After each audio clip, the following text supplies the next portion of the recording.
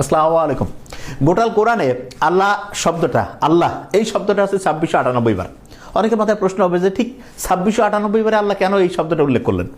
এইটার ব্যাখ্যা বুঝতে গেলে আমাদের কোরআনের যে কোড সেটা সম্বন্ধে জানতে হবে। কোরআনের কোড কত এটা আল্লাহ 74 নম্বর সূরাতে স্পষ্ট করে বলছে 30 নম্বর আয়াতে, সেটা হচ্ছে 19। সবার উপরে আছে 19। কিরকম একটা ইন্টারেস্টিং জিনিস দেখি।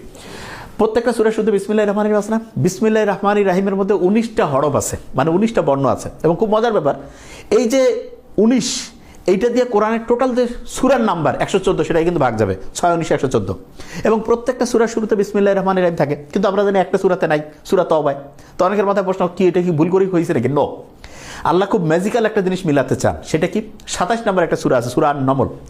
ওইখানে বিলকিস নামে একজন রানী আছে, তার কাছে সুলাইমান আলাইহিস সালাম একটা চিঠি লিখছেন। এবং আমরা যেমন চিঠির শুরুতে কি করি যে অন্যকে হচ্ছে অভিবাদন জানাই, তা উনি নবী, তো উনি যখন চিঠি লিখছেন উনি কিন্তু আল্লাহর নাম স্মরণ করছেন।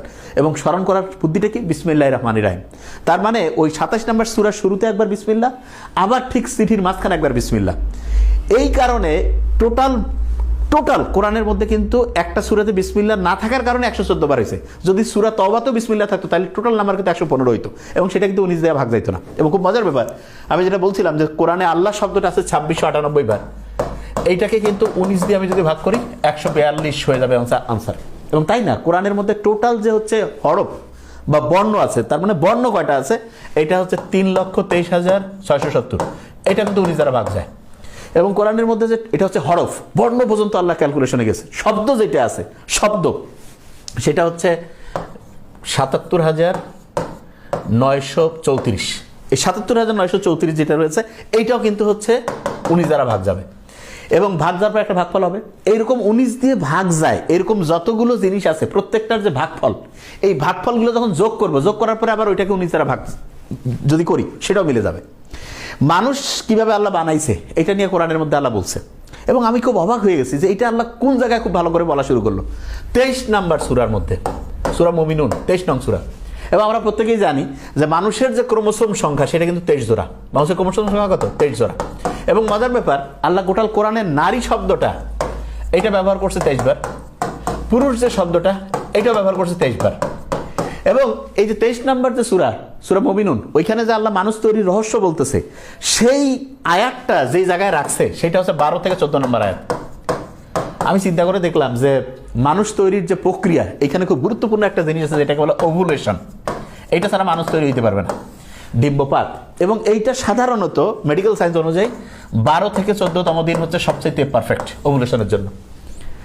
আল্লাহ মানুষের মৃত্যুর পরে তাকে আবার পুনরুজ্জীবিত করবে। তো অনেকে কয় না যে মারা যাওয়ার পরে হাড়গোড় সব এক হবে, কেমনে পুনরুজ্জীবিত করবে? আল্লাহ বলছে যে তারা কি সন্দেহ করে যে আমি আবার তাদের জীবিত করতে পারবো কিনা? তার আঙ্গুলের ডগা পর্যন্ত আমি পুনর্বিন্যস্ত করতে পারি। এবং এই আঙ্গুলের ডগা পর্যন্ত, আঙ্গুলের ফিঙ্গারপ্রিন্ট, এইটা আল্লাহ কোরআনের মধ্যে যেই জায়গায়, এটা সম্ভবত সূরা কিয়ামার 75 নম্বর সূরা 3-4 নম্বর আয়াতে রয়েছে, তার নামে ঠিক 4 নম্বর আয়াতে ফিঙ্গারপ্রিন্ট। এটা গোটাল কোরআনটাকে যদি শুরু থেকে পড়তে থাকে, একদম শুরু থেকে, তাহলে ঠিক যেই পজিশনে ফিঙ্গারপ্রিন্টের আয়াতটা আল্লাহ দিয়েছেন সেটা হচ্ছে 5555। যে কেউ যদি একটু বুদ্ধিমান হয়, হাতের ডান 5টা ফিঙ্গার, বামে 5টা, ডান পায়ে 5টা, বাম পায়ে 5টা, 5 5 5 5, একদম অ্যাবসলিউটলি সেই জায়গায় আল্লাহ দিয়েছেন। এরপরে আমরা যে কোরআনের দ্বিতীয় যে সূরা আছে, সূরা বাকারা, সেখানে গোটাল মানুষজনের কীরকম জীবনটা কিভাবে চলবে সেটা নিয়ে আল্লাহ গাইডলাইন দিচ্ছে। তা আমরা সাধারণত কি হয় যে একটা প্রতিষ্ঠানে যখন স্টুডেন্টদেরকে আমরা বলি যে এইটাতে তুমি কোর্সে ঢুকতেছো, কী কী পড়বা, কী কী ছাড়বা, তখন আগের কথা বলি, পরের কথা বলি। এবং ঠিক এরকম করে আল্লাহ যখন আমাদের এই মুহাম্মদ সাল্লাল্লাহু আলাইহি ওয়াসাল্লামের উম্মতের গাইডলাইন কী হবে সেইটাকে বলার ক্ষেত্রে উনি হচ্ছে ঠিক সূরা বাকারার যে 286টা আয়াত আছে তার ঠিক মিডল পয়েন্ট কত? 143।